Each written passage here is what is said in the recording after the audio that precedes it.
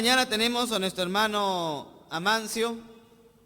Él es líder de la iglesia, también trabajando allá en la obra de Pachacútec, trayendo el estudio de la escuela dominical esta mañana. Amén. Hermano Amancio, por favor.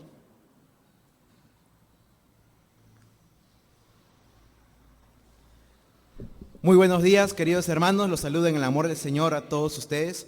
Voy a pedir, por favor, que los que van a ofrendar más de 5 soles se pongan para acá y los que van a ofrendar menos de 5 soles se pongan para acá. ¿Qué les parece, hermano, lo que le acabo de decir? ¿Les parece bien o mal?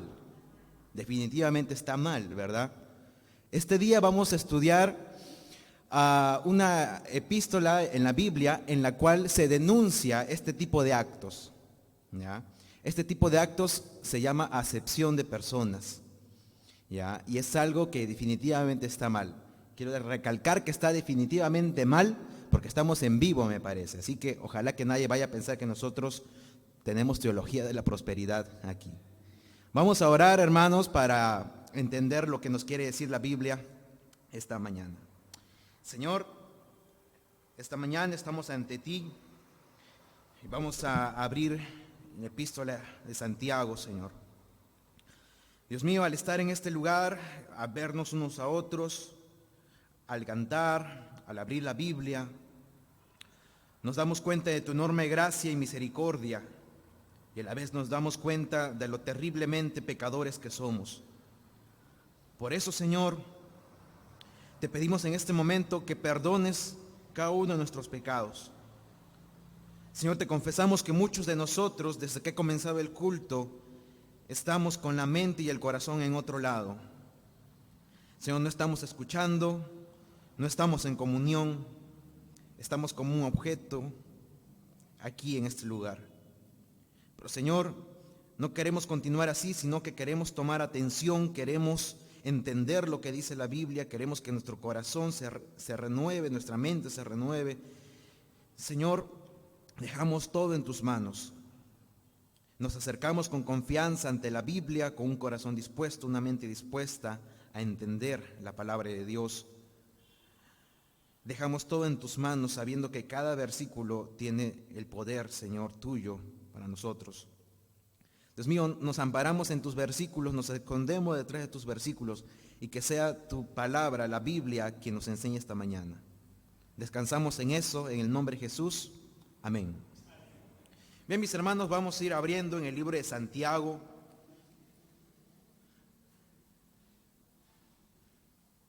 Ahí vamos a encontrar en el capítulo 2 una denuncia, una demanda de actos como los que ejemplificamos al inicio de este mensaje. Me alegró ver, hermanos, sus caras de desprecio, sus caras de sorpresa al escuchar eso. Está muy bueno, está bien eso. Porque el apóstol, en la epístola de Santiago también se encuentra una advertencia contra eso. Vamos a leer desde el versículo 1, Santiago capítulo 2, versículo 1, hasta el versículo 13.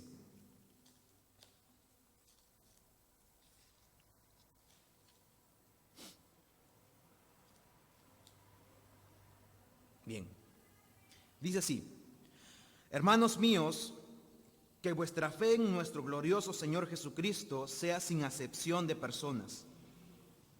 Porque si en vuestra congregación entra un hombre con anillo de oro y con ropa espléndida, y también entra un pobre con vestido andrajoso, y miráis con agrado al que trae la ropa espléndida, y le decís: siéntate tú aquí en buen lugar, y decís al pobre: estate tú allí en pie, o siéntate aquí bajo mi estrado. ¿No hacéis distinciones entre vosotros mismos y venís a ser jueces con malos pensamientos? Hermanos míos amados, oíd. ¿No ha elegido Dios a los pobres de este mundo para que sean ricos en fe y herederos del reino que ha prometido a los que le aman? Pero vosotros habéis afrentado al pobre.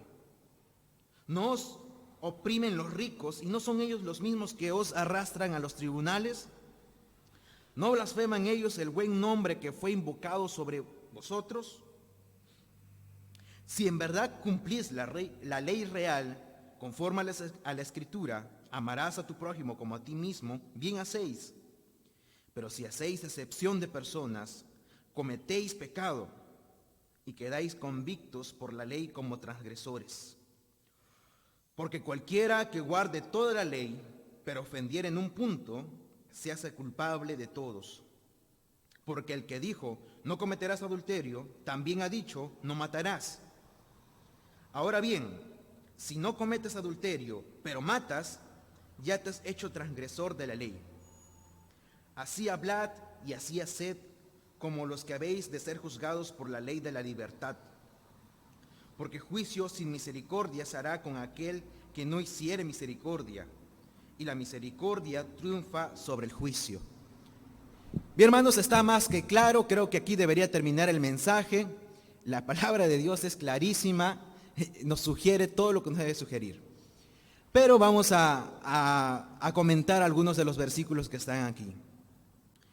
Bien, mis hermanos, en estos versículos que hemos leído encontramos una actitud pecaminosa. Y el hermano Santiago va directo al tema y les dice que no hagan acepción de personas. Dice, hermanos, en iglesia ustedes no hagan acepción de personas.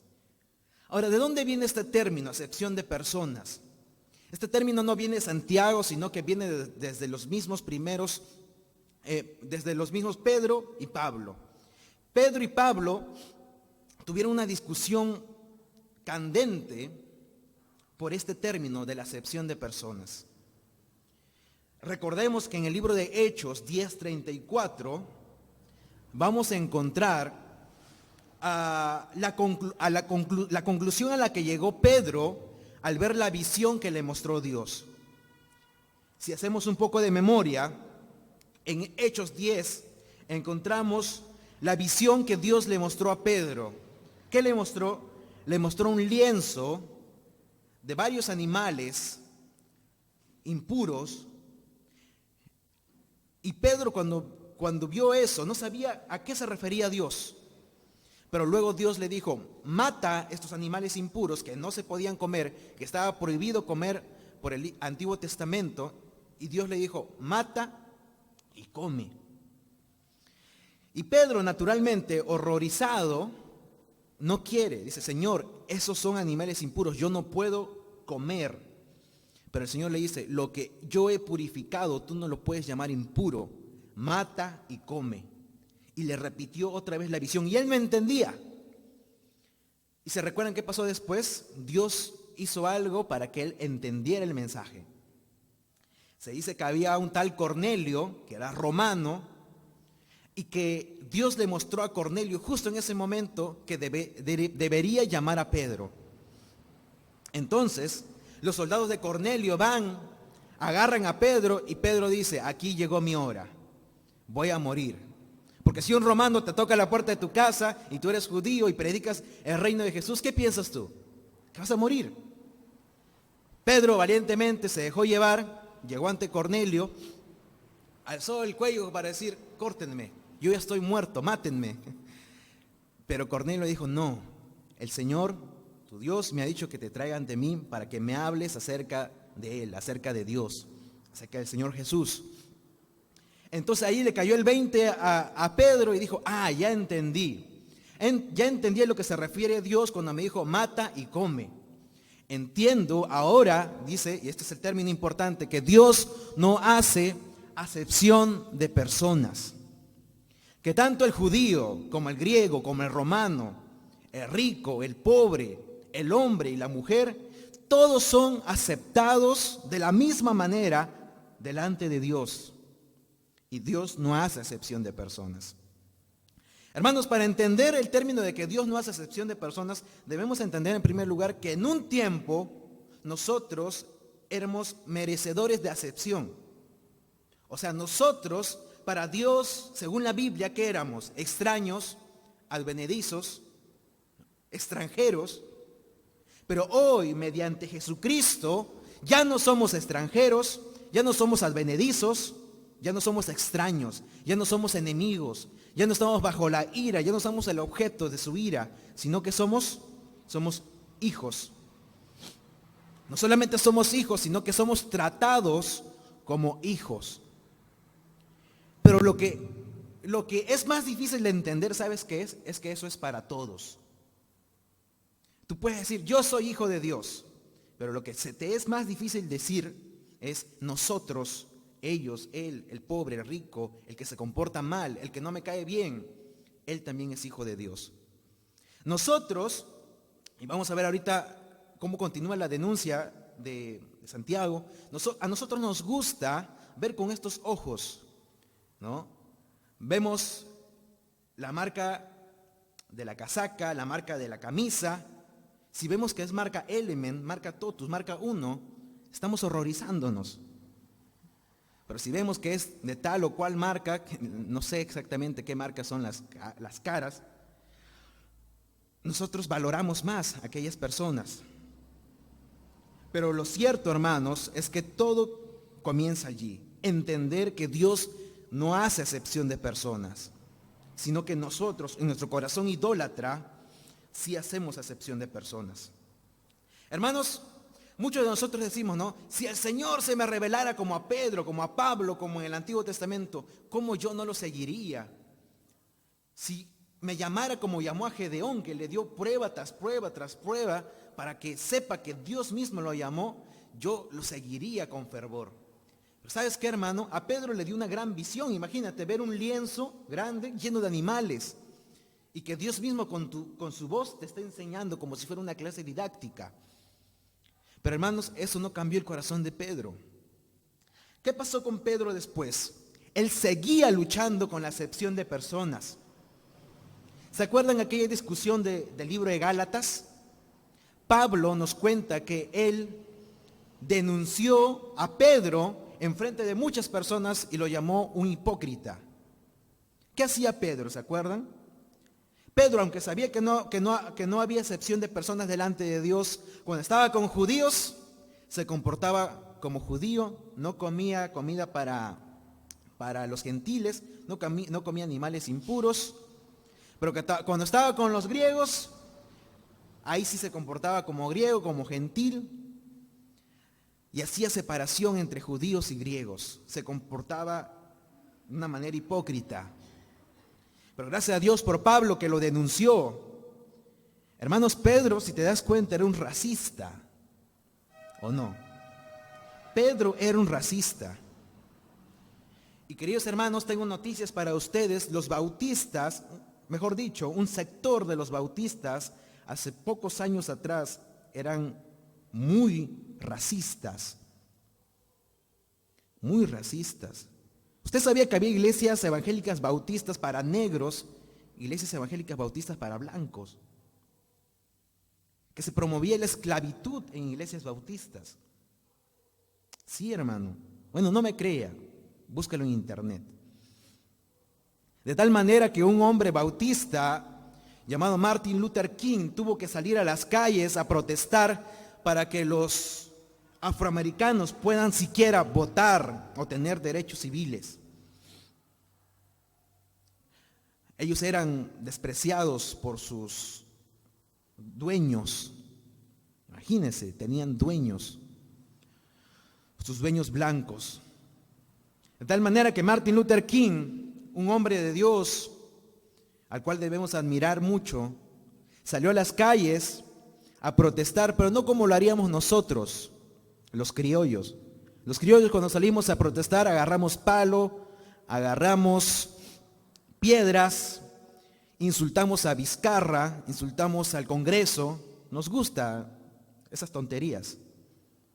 Pero Martin Luther King salía a la calle y cuando venían los policías a golpearlo, porque así ellos tenían el deber de hacer eso, ellos, ¿qué hacían? Martin Luther King y sus demás hermanos afroamericanos se arrodillaban en la pista y decían, nosotros no le vamos a responder. Se arrodillaban en la pista, oraban al Señor y se dejaban golpear. Una y otra vez, marcha tras marcha, los golpeaban y nunca respondían, nunca alzaron la mano contra ningún blanco, nunca se vengaron. ¿Cómo llegó el cambio? ¿Sabes qué, hermano? No llegó el cambio cuando los blancos dijeron, vamos a darle los derechos. No, no, no. Dios permitió que la televisión nacional e internacional grabara esos hechos, y cuando los blancos se vieron a sí mismos en la televisión golpeando, haciendo acepción de personas contra los afroamericanos, ellos mismos vieron eso y dijeron, mira qué brutos somos, mira qué salvajes somos. Se tuvieron que ver ellos en la televisión para recién darse cuenta de que eran racistas, de que eran pecadores. Hermanos, el libro de Santiago también habla acerca de que la palabra de Dios es como un espejo para nosotros. En aquel tiempo los americanos gringos necesitaron la televisión para poder verse a sí mismos. Su orgullo, su vanagloria había llegado tan alto que necesitaron de ese instrumento tecnológico para darse cuenta. Pero gracias a Dios que nosotros tenemos la Biblia como un espejo para vernos a nosotros mismos en estos versículos y comprobar los racistas que somos muchas veces. Ahora, hermanos, ¿qué es lo que ha tocado el nervio racista de nosotros en los últimos tiempos? La llegada de los venezolanos. Estoy seguro, hermanos, estoy seguro que al menos una persona aquí es xenófobo contra los venezolanos. Siempre hay, en todos lados hay. Algunos de ustedes son aquellos que dicen, no, a los venezolanos si les das los primeros días te dan confianza y de ahí te roban. Hermano, si tú piensas así, hay un grave problema en tu corazón. Y ahorita vamos a leer la descripción de tu corazón. Algunos de ustedes, mujeres, siendo honestos, que tienen envidia de las demás personas, mujeres venezolanas. Es que nuestro corazón, hermano, pensando que es patriota, en realidad es xenófobo, racista, y hacemos acepción de personas. Hermano, si tú eres racista, si tú eres xenófobo, te digo en primer lugar que es pecado y que te arrepientas, que confieses a alguien, porque probablemente tú has estado compartiendo tu racismo con más personas y muchas personas te han estado afirmando ese pecado. Arrepiéntete. Y en segundo lugar te digo que hay misericordia para ti. Hay un hombre, Pedro, que también fue racista, pero que en su epístola, casi por los últimos libros de la Biblia, él dice que todos somos extranjeros aquí. Que cuando lleguemos a Dios, cuando lleguemos al cielo, todos vamos a ser extranjeros allá. ¿O hay alguno que ha bajado del cielo? No. Cuando lleguemos delante de Dios, hermanos, venezolanos, peruanos, afroamericanos, gringos, todos vamos a ser extranjeros allá. Y padres de un solo Dios. Entonces, mis hermanos, vamos a observar en el libro de Romanos 2:11 que el mensaje más grande de la Biblia, el Evangelio, demanda también que no se haga acepción de personas. En la introducción a la magistral exposición del Evangelio en el libro de Romanos, Pablo establece 2:11, dice, porque no hay acepción de personas para con Dios. De igual manera, en Efesios 6:9, vamos a ir rapidito nomás, para que usted vea la importancia de estas palabras de la acepción de personas. Efesios 2:9 dice,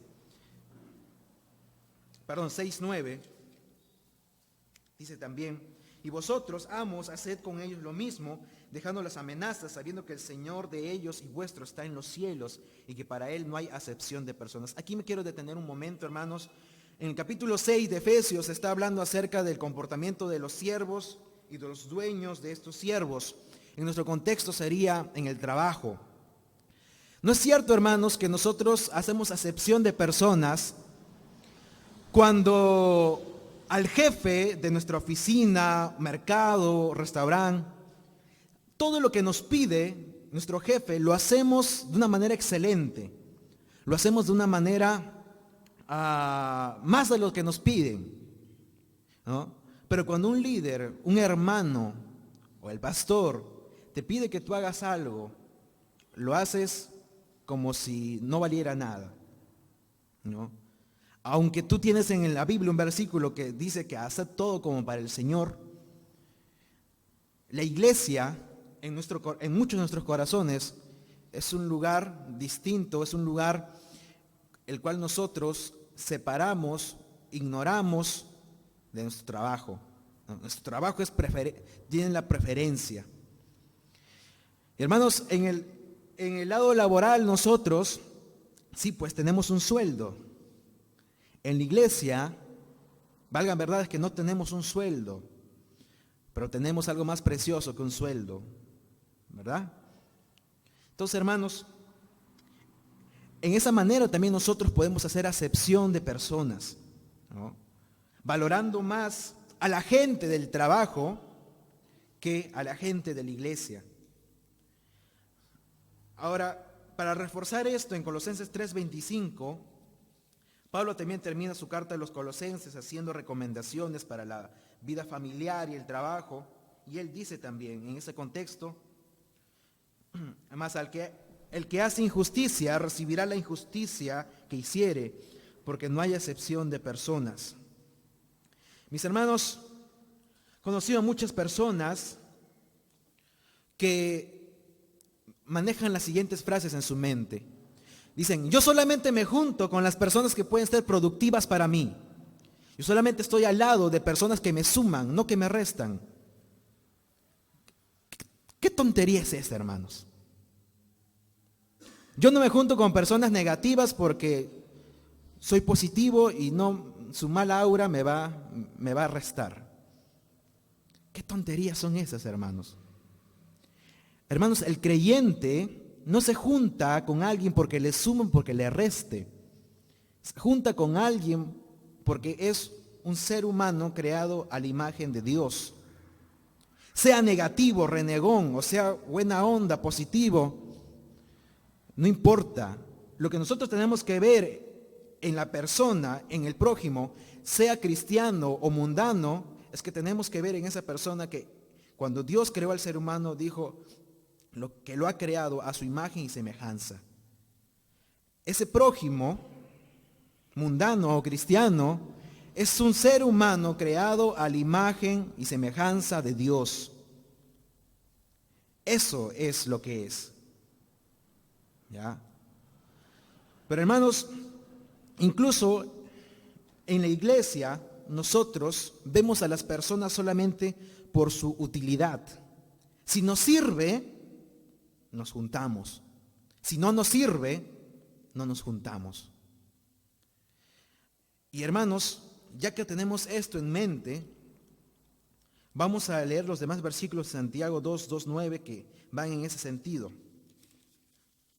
Y aquí sí prepárense, hermanos, nuevamente, porque viene una cuestión muy vergonzosa para nosotros. Dice, porque si en vuestra congregación entra un hombre con anillo de oro y con ropa espléndida, y también entra un pobre con vestido andrajoso, y miráis con agrado al que trae la ropa espléndida y le decís, siéntate tú aquí en un buen lugar, y decís al pobre, estate tú allí en pie, o siéntate aquí abajo en mi estrado, bajo mi estrado, ¿no hacéis distinciones entre vosotros mismos y venís a ser jueces con malos pensamientos? Hermanos, en el Antiguo Testamento, en el tiempo de Jesús, había gente que traía anillos de oro y ropas espléndidas. Un ejemplo de ellos son los fariseos. Ellos amaban estar en las primeras bancas de las iglesias. En cambio, los pobres, los andrajosos, eran tratados como si tuvieran una maldición de Dios encima, como que si su pobreza significara que son vagos, como que si su pobreza significara que cargan un pecado grave. Y hermanos, nosotros hacemos lo mismo. Miren, ¿no es curioso que cuando vamos por la calle y alguien nos pide dinero, a nuestra mente viene una cosa, ¿cierto? Decimos, si le doy plata, se lo va a gastar en droga. Mejor le voy a dar comida.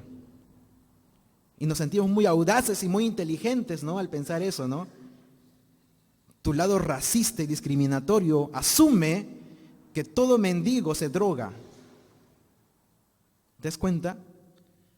Y tú predicas eso, ¿no? Como si fuera algo bueno e inteligente y audaz de tu parte. Es como si tú fueras el único que te has dado cuenta de eso, ¿no? Y le enseñas a tus hijos, hijos, no le des plata porque se va a drogar. Hermanos, nosotros juzgamos por lo que vemos. Cuando nosotros juzgamos por lo que vemos, por el zapato, por la ropa, por la camisa, ¿sabes qué? ¿Qué está pasando en tu corazón? Tú tienes un corazón modo selfie. Ves a las personas y valoras a las personas pensando en cómo se vería contigo al lado en una selfie. Cuando tú discriminas a las personas es como si estuvieras diciendo, si yo estoy al costado de esta persona me va a hacer lucir bien, pero si yo estoy al costado del pobre me va a hacer lucir mal. Y eso expresa un corazón que ve a las personas como objetos, como cosas.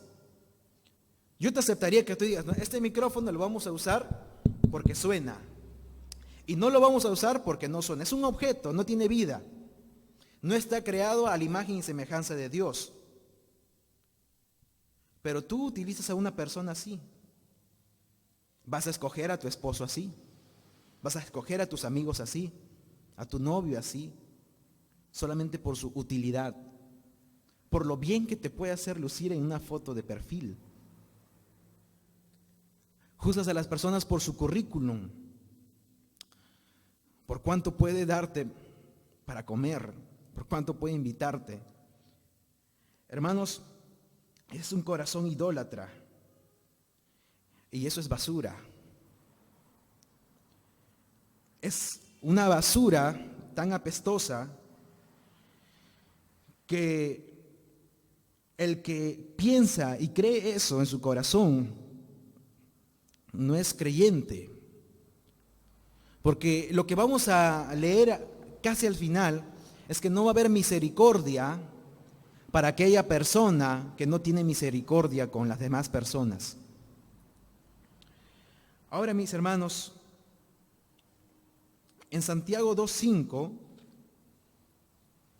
dice lo siguiente: hermanos míos amados, oíd, ¿no ha elegido Dios a los pobres de este mundo para que sean ricos en fe y herederos del reino que ha prometido a los que le aman? Hermanos, para introducirnos a este versículo, quiero contarles una anécdota, y justo está aquí mi hermano Christopher, que siempre lo utilizo para estas anécdotas. No, hermano Christopher, conmigo fuimos a un campamento, un congreso que se llamaba Despierta Ya, o Despierta Ahora, en Aucayama, hace años atrás. Habían dos predicadores. Había uno que era de Cusco, no me acuerdo su nombre, tal vez mi hermano Christopher me puede hacer recordar. Mejor no hay que decirlo, porque el ejemplo va a estar muy, muy escandaloso. Y había otro predicador que era un misionero americano, que mejor no digo más datos, pero uno era gringo y uno era del Cusco. Hermanos, recuerdo después del mediodía, de los mensajes, llega el momento del show, ¿no? De los jóvenes, ¿no? Aparentan que el mensaje les ha cambiado algo y quieren ir a pedir consejería. Muchos de ellos sinceramente, pero muchos de ellos también solamente quieren que les escuchen. Y hermanos, nadie se acercaba al pastor del Cusco. Todos se acercaban al pastor americano a pedir consejos, a pedir número, a pedir WhatsApp, a pedir tarjeta. El hermano del Cusco no tenía tarjeta, el hermano de americano sí tenía tarjeta. Es un mito entre iglesias bautistas que si tú quieres ser pastor de una iglesia y estás postulando, tienes que ser blancón, gringo. Tienes más posibilidades de ser pastor de una iglesia si eres así. Y si tienes un dejo americano. Hermanos, eso somos nosotros. Preferimos a las personas por su apariencia, por su ropa, por su color de piel. Pero ¿sabes qué? Hay una noticia para ti. Dios mira con preferencia a los pobres. ¿Hay un preferido de Dios? Sí hay un preferido de Dios, son los pobres. Lo que a ti tanto te apesta, lo que a ti tanto desprecio te da, ¿no? Te da a veces, ¿no?, náuseas sentarte al costado de alguien que tiene un zapato que no está oliendo muy bien. Pues ¿sabes qué? Dios tiene un preferido. Son todos los pobres, huérfanos y viudas de este planeta Tierra. Creyentes y no creyentes. El versículo que hemos leído dice que Dios escogió a los pobres de este mundo. A ellos los escogió, hermanos. Hermanos, tengo una pregunta para ti. Vamos a suponer que tú eres Jesús. Medio herejía lo que estoy diciendo, pero vamos a imaginar nomás. ¿Ya? Tú estás caminando por el lugar donde caminaba Jesús sin discípulos todavía, y tú a lo lejos ves a unos pescadores que están allí pescando, apestan, son vulgares. Dime una cosa, si tú fueras Jesús, ¿hubieras escogido a ese Pedro pescador? Al que apesta, al que es vulgar, al que no tiene conocimiento, para que sea un apóstol tuyo y vaya por todo el mundo hablando a la gente. No te conviene, ¿verdad? No es algo inteligente. No aporta nada para tu empresa evangelística. ¿Pero qué vio Dios? Vio un pobre, pero vio allí mucha riqueza. ¿Qué hubieras visto tú en Mateo? ¿No? Un cobrador de impuestos corrupto que era denunciado y despreciado por sus hermanos porque era un traidor de la nación judía. ¿Qué hubieras visto tú en Mateo? Hubieras visto mal testimonio, ¿no? Dice, no, qué vergüenza, ¿cómo él va a proclamar el nombre de Dios? Qué vergüenza, un pecador. Pero ¿qué vio Jesús? ¿Qué hubieras visto tú en el celote? Terrorista, violento, amargado. Pero ¿qué vio Jesús? Vio un apóstol, vio un discípulo. Más grave todavía, hermanos, imagínate ahora que tú seas un fariseo o un hombre que esté allí en el primer siglo, tú estudias las Escrituras y Jesús viene y dice que es el Hijo de Dios, que Él puede perdonar pecados, que Él es Dios hecho hombre, y tú revisas tu Pentateuco, tu Torá, lo revisas y no coincide. No coincide. Para ti como judío, Dios no puede ser hombre, no cabe en ti. Peor aún, ¿cómo Dios va a venir de Galilea, de Nazaret? Lugares tan pobres que no tienen ni los servicios básicos. Hermanos, estoy seguro que muchos de ustedes hubieran estado allí en el Vía Crucis de Jesús escupiéndole y tirándole piedras. Porque así somos.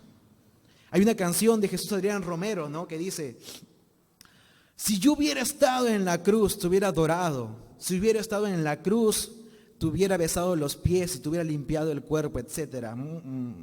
Si yo hubiera estado presente, algo así se llama, búsquenlo por ahí.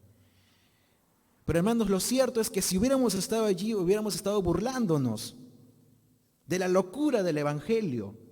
¿Cómo es posible que un hombre se haga pasar por Dios? Que viene de Nazaret, de Galilea, de los suburbios. ¿Qué se ha creído? Estamos hablando del Mesías, de nuestro rey, David, Salomón, grandes reinos, palacios. Y este hombre ha nacido en un pesebre, entre excremento. ¿Cómo va a decir que es Dios? ¿Cómo va a decir que es mi Salvador? Si nosotros continuamos así, hermanos, siendo racistas, xenófobos, haciendo acepción de personas, mirando mal a la hermana que viene con polleras, no queriéndole hablar al hermano o hermana que habla quechua. Estamos terriblemente mal, hermanos. Hubiéramos despreciado a Jesús. Si hubiera venido Jesús a sentarse aquí entre nosotros, hubiera sido un hombre insignificante para nosotros.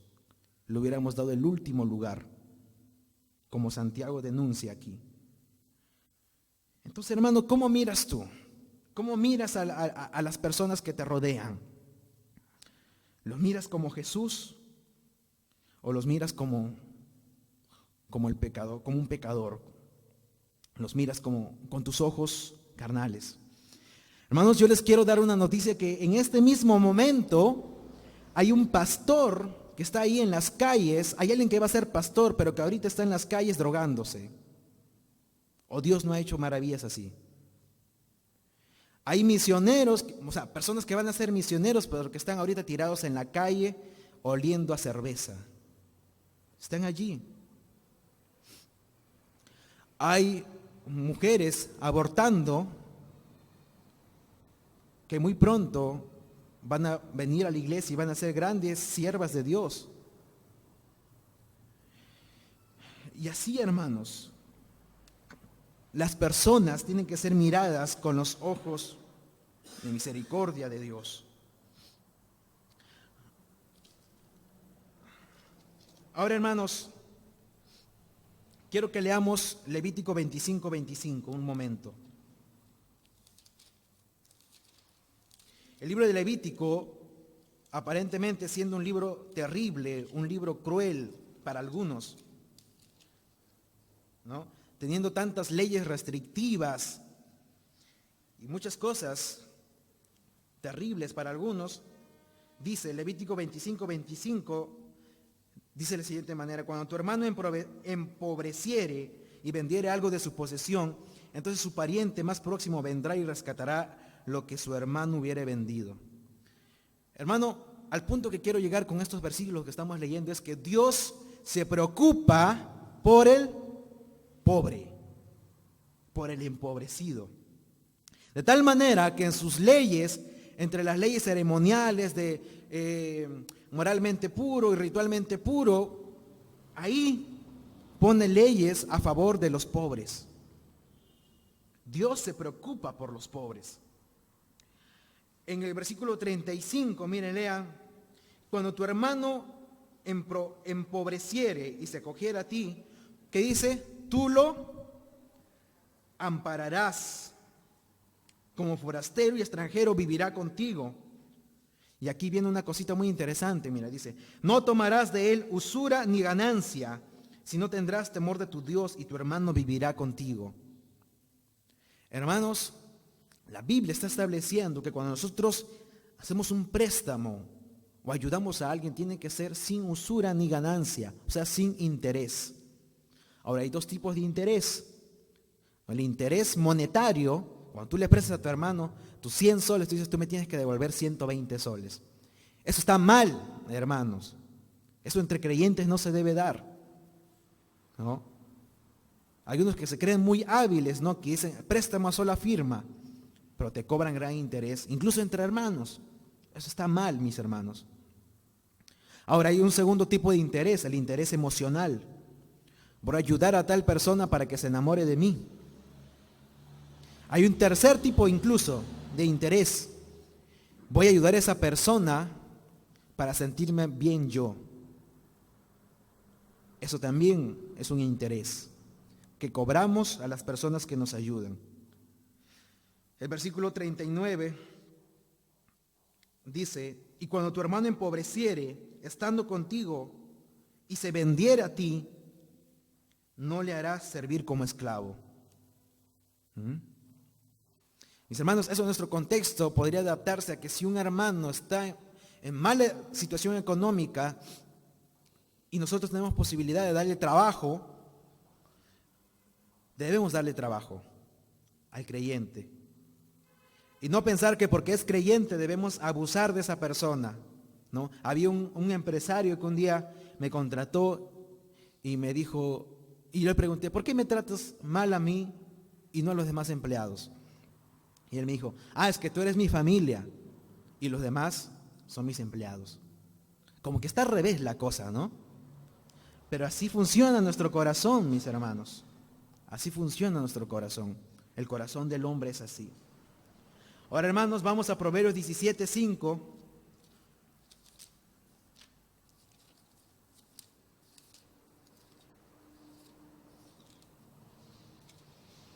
Dice de la siguiente manera: el que escarnece al pobre afrenta a su hacedor, y el que se alegra de la calamidad no quedará sin castigo. Proverbios 21:13 dice: el que cierra su oído al clamor del pobre, también él clamará y no será oído.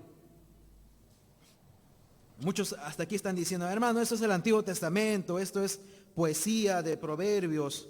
Entonces vamos a darte un profeta. Entonces, Isaías 3:14. Dice: Jehová tendrá juicio contra los ancianos de su pueblo y contra sus príncipes, porque vosotros habéis devorado la viña y el despojo del pobre está en vuestras casas. Nuevamente Dios amparando al pobre. Ahora muchos dicen, es el Antiguo Testamento, déjame algo del Nuevo Testamento. Vamos al Nuevo Testamento entonces. Gálatas 2:10. Dice: solamente nos pidieron que nos acordásemos de los pobres, lo cual también procuré con diligencia hacer. Hermanos, entonces queda demostrado y comprobado que Dios tiene un preferido, ¿no? Preferidos son los pobres, los huérfanos y las viudas. Que eso quede, hermanos, grabado en nuestra mente. Santiago nos recalca eso y nos dice que nosotros no debemos separar a las personas de acuerdo a su situación económica, ni de acuerdo a su utilidad, ni de acuerdo a qué me puede servir o cuánto me puede apoyar en la obra o no. Simplemente hay que ver a las personas como personas creadas a la imagen y semejanza de Dios. Ahora, hermano, para terminar, que ya me han dado la señal de los 5 minutos, vamos a terminar en Santiago 2:8. Dice: si en verdad cumplís la ley real conforme a la Escritura, amarás a tu prójimo como a ti mismo, bien hacéis. Pero si hacéis acepción de personas, cometéis pecado y quedáis convictos por la ley como transgresores. Ahora, hermanos, en Mateo 22:36 le preguntaron en el resumen de la ley a nuestro Señor Jesús y dijo: amarás a Dios con todo tu mente y tu corazón y a tu prójimo como a ti mismo. Hermanos, te quiero decir algo. Fingir amar a Dios es facilito. Vienes a la iglesia, apoyas bastante, haces muchas cosas, recoges las sillas, barres, limpias los baños. Aparentemente eres un siervo de Dios. Pero, hermanos, algo que no se puede fingir, ¿sabes qué es el amor al prójimo? Eso no se puede fingir. Porque se nota, hermanos. Si un perro se da cuenta cuando tú le quieres dar comida solamente para que se calme, ¿no? Para que no te muerda, y lo hacemos falso, ¿no? Porque solamente queremos que no nos muerda. Es fácil darse cuenta cuando una persona simplemente no ama al prójimo. Facilito. Pero eso ya queda en la conciencia de cada uno de ustedes, mis hermanos. Pero hay una verdad terrible aquí. Hermanos, si tú no amas al prójimo, tú no amas a Dios. No amas a Dios. Si tú haces muchas cosas en la iglesia y todo, muchas cosas, pero no eres capaz de calmar el hambre del hambriento, no eres capaz de calmar el frío del que no tiene ropa, no eres capaz de escuchar con atención al que no te puede aportar nada, entonces no amas a Dios. No amas a Dios. Entonces eres un mentiroso, te mientes a ti mismo. Dice la palabra de Dios que todos los mandamientos de no matarás, no adulterarás, no robarás, se resumen en el amor. Y quiero que entendamos bien esto, hermanos, como último versículo para Romanos 13, 8, 9 y 10. Dice así: no debáis a nadie nada, sino el amaros unos a otros, porque el que ama al prójimo ha cumplido ¿qué? La ley. Porque no adulterarás, no matarás, no hurtarás, no dirás falso testimonio, no codiciarás, y cualquier otro mandamiento en esta sentencia se resume: amarás a tu prójimo como a ti mismo. El amor no hace mal al prójimo, así que el cumplimiento de la ley es el amor. Hermanos, muchos de nosotros estamos luchando contra el no robarás. Queremos no robar, queremos no adulterar, queremos no matar, luchamos contra muchos pecados. Pero tal vez el error está allí, que todo el día estás enfocado en ti y en tus logros espirituales. Yo no debo fallar, yo no debo fallar, yo no debo fallar. Todo el día pensando en eso. Tal vez lo que tú necesitas es dejar de pensar en eso y comenzar a ver a tu costado y comenzar a edificar, a discipular a las personas que te rodean, a estar ayudando a las personas que te rodean. Tal vez cuando ames a los demás que te rodean, ya no vas a tener tiempo ni para pecar. Tal vez tu lucha contra el adulterio solamente se va a lograr vencer cuando comiences a hablar del evangelio a las demás personas. Entonces, mis hermanos, la mejor forma de santificarte es santificar a los que te rodean. Amén. Que de eso se trate, hermanos, nuestra vida cristiana. Yo recuerdo un tiempo en mi vida en el que estaba demasiado centrado en mí mismo, en mis proyectos, en mis sueños y en mis cosas. Y fue el tiempo en el que más pequé. Estoy seguro, hermanos, que nosotros también podemos estar en eso. Así que hay una gran libertad, hermanos, en comenzar a desprenderse de eso, comenzar a dejar de pensar en uno mismo y comenzar a no tener horas libres, sino ir casa por casa, lugar por lugar, diciéndole a la gente: ¿cómo estás? Y la Biblia te dice esto para ti. Vamos a orar.